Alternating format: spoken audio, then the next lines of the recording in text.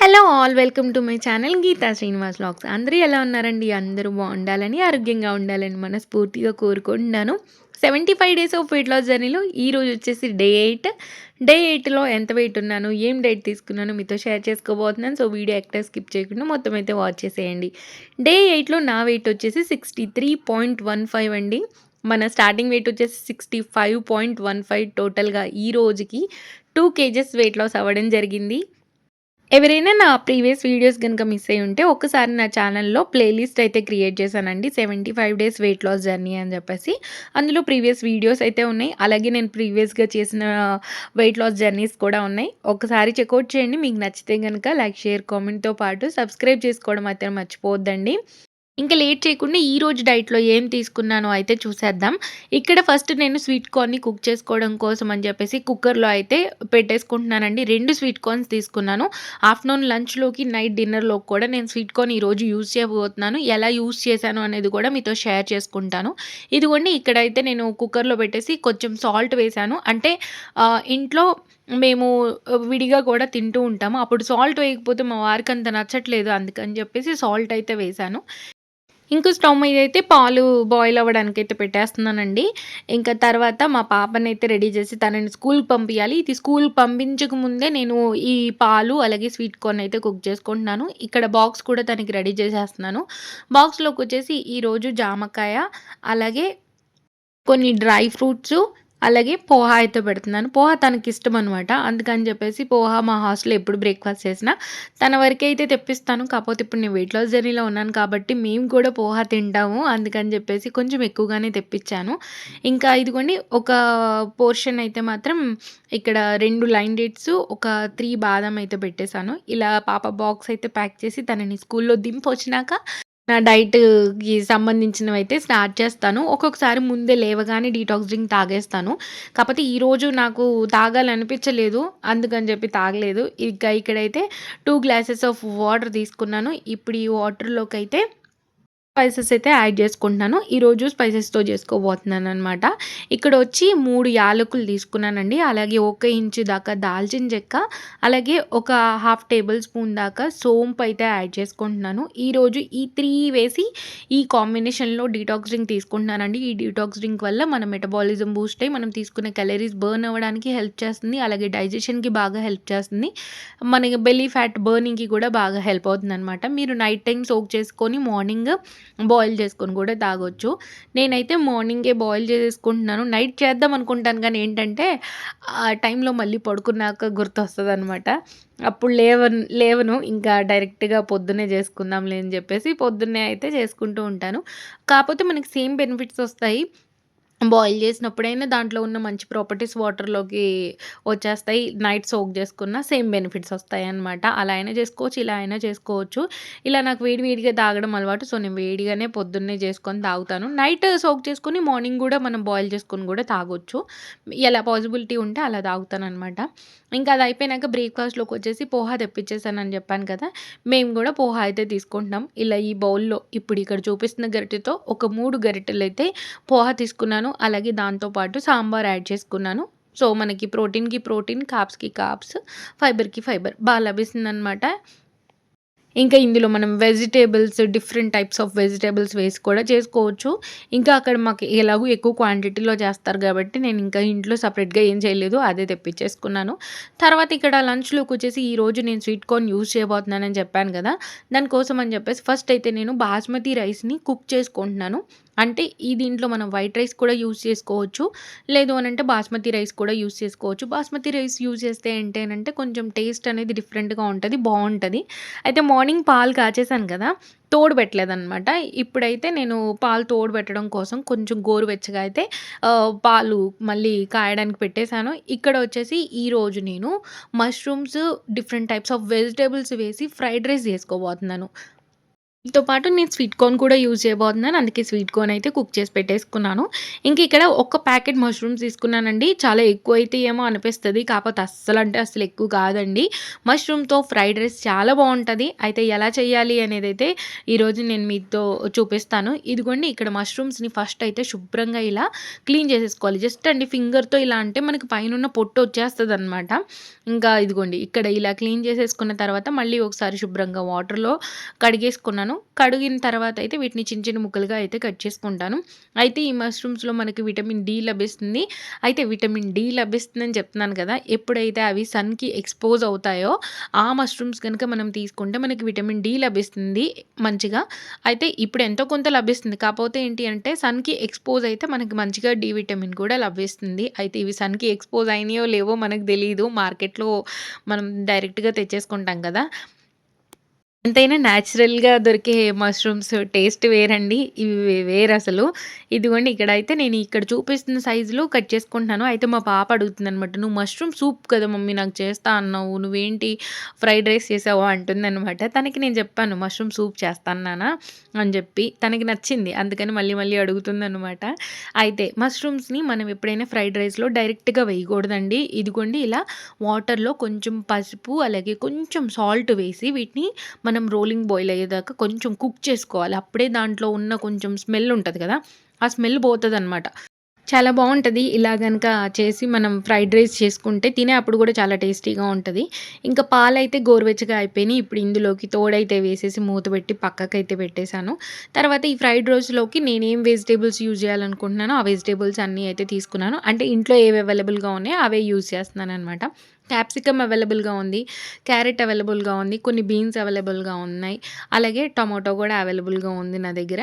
ఇంకా మామూలుగా ఇలా క్యాప్సికమ్ వేస్తాను, బీన్స్ వేస్తాను అంటే మా వారంత ఇష్టంగా తినరు కానీ, ఫ్రైడ్ రైస్‌లో అయితే ఎన్ని వెజిటబుల్స్ ఏసినా గానీ మంచిగా హాయిగా తినేస్తారనమాట. అందుకని జెప్పేసి ఫ్రైడ్ రైస్‌లో వెజిటబుల్స్ నాకు సాధ్యమైనంత వరకు అంటే నా దగ్గరున్న అవైలబిలిటీని బట్టి ఉన్నయన్నీ అయితే వేయడానికి ట్రై చేస్తాను. ఇదిగోండి ఇక్కడ ఇంకా బీన్స్ కూడా అన్ని చిన్న చిన్న ముక్కలుగా కట్ చేసుకుంటున్నాను. క్యాప్సికమ్ అన్నీ కట్ చేసేసుకున్నాను. తర్వాత ఇదిగోండి ఇక్కడ మష్రూమ్స్ ఇలా కుక్ అవ్వాలనమాట. ఇప్పుడు ఇంతకుముందు మనకు పెద్ద పెద్దగా ఉన్నాయి గదా! ఇప్పుడు చిన్న ముక్కలయిపోతాయన్నమాట. చూడండి ఎన్ని కట్ చేశాను, ఎంత క్వాంటిటీ మనకయిందో. ఇలా ఇవన్నీ వెజిటబుల్స్ వేసి అయితే ఫ్రైడ్ రైస్ చేశానండి ఈరోజు.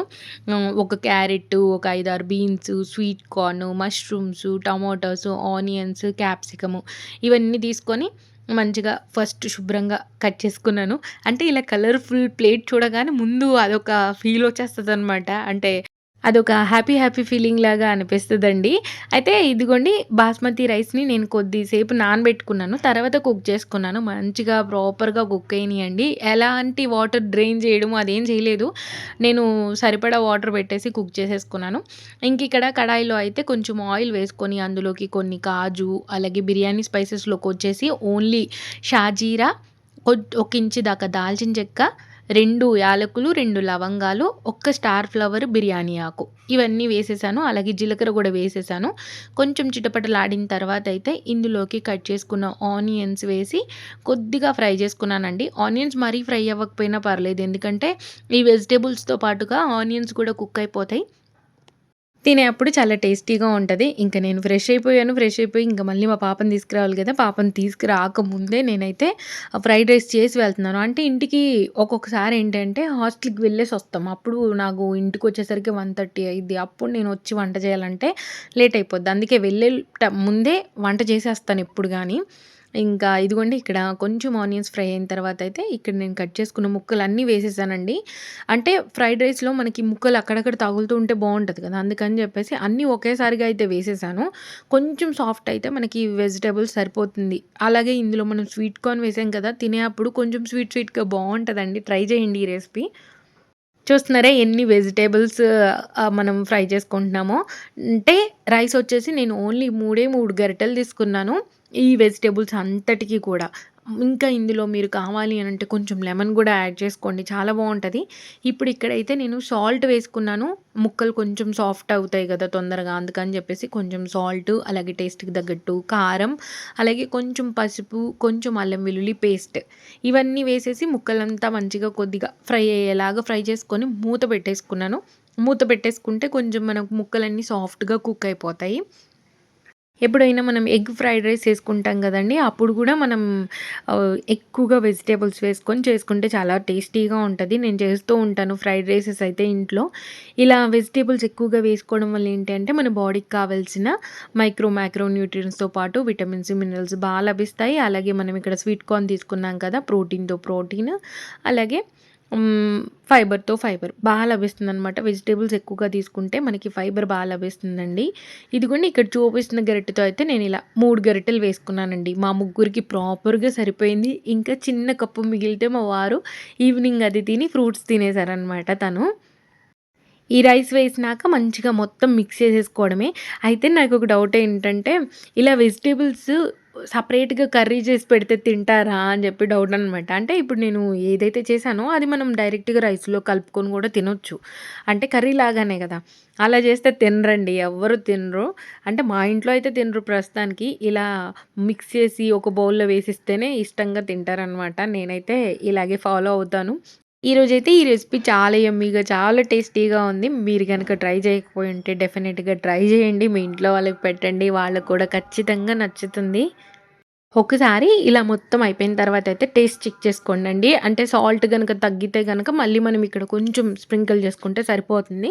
మీరింకా కావాలనంటే పైనుంచి కొంచెం గరం మసాలా లేదా మ్యాగీ మసాలా గూడా వేసుకోవచ్చు. నేనైతే అవేమి వేయలేదు. ఎందుకనంటే ఆల్రెడీ నా కారప్పొడిలో అన్ని స్పైసెస్ ఉంటాయి.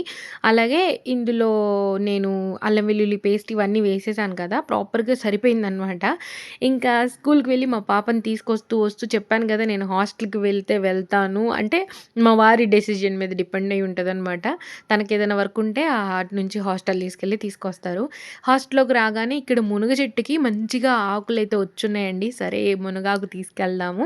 మునగాకుతో గూడా మనం కర్రీ చేసుకోవచ్చు గదా! అని జెప్పేసి మునగాకైతే తెచ్చుకున్నాను. అయితే మునగాకు నేను ఫస్ట్ టైమ్ అండి ట్రై చేసేది. ట్రై చేసినాక ఎలా వచ్చిందో మీకు ఆ వీడియోలో అయితే చెప్తాను. మునగాకు పప్పు గానీ, లేపోతే మునగాకు టమాటో గానీ, లేపోతే మునగాకు పచ్చడి గానీ ఇలా చేస్తూ ఉంటారు గదా! మా అమ్మ వాళ్ళని కూడా అడుగుతాను ఎలా చేస్తారు ఏంటి అని. లేదు అనంటే మన యూట్యూబ్ ఉంది గదా! యూట్యూబ్‌లో ఎవరిదో ఒక ఛానల్‌లోది ఒక రెసిపీ చూసి ట్రై అయితే చేస్తాను.